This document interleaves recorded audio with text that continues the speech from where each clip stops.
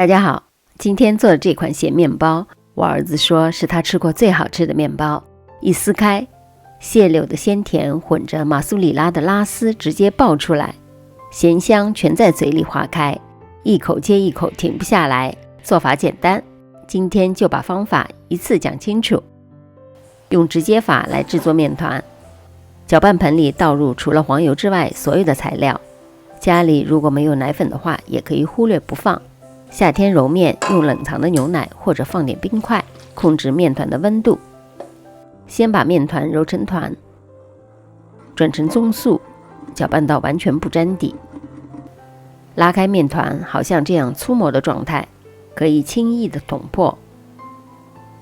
这时加入软化的黄油，黄油千万不能是融化的。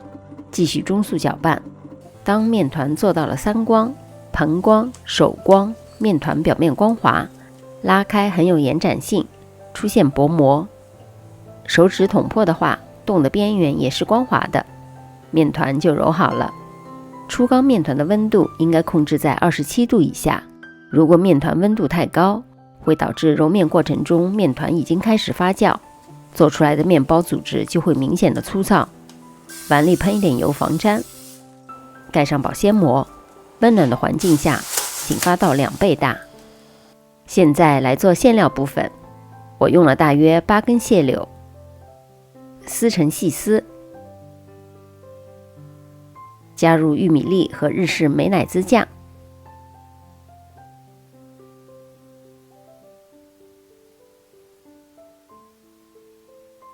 最后加入马苏里拉奶酪，全部搅拌均匀之后，可以撒一点黑椒粒。教大家一个小诀窍，这样会更容易包馅料。事先准备好一些10厘米大小的保鲜膜，把馅料分成8份，每份大约35克左右。用保鲜膜包裹好，放入冰箱冷冻柜冷冻1个小时。看面团发的是否恰到好处，手指蘸点面粉，戳一个洞，如果不塌陷而且慢慢回弹，就代表发酵的刚刚好。分成8等份，每份大约60克。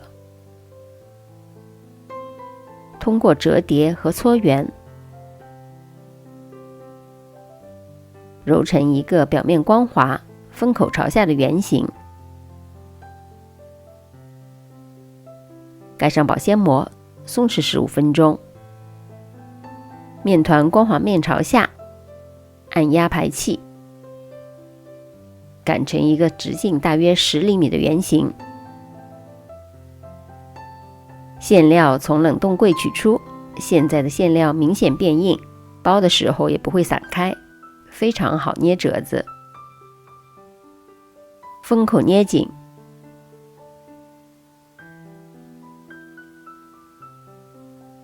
裹上一层芝士粉，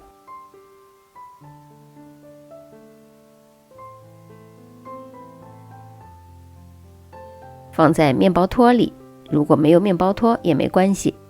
放在烤盘里的时候，每个面团留出足够的间距。发酵箱设置35到38度，湿度75%，表面喷点水稳定湿度。发酵好的面团明显可以感觉轻飘飘的，补撒上一点芝士粉，表面做个割口，刀片与面团垂直角度。割完之后静置几分钟，等割口的位置稍微有点展开，挤上日式美乃滋酱。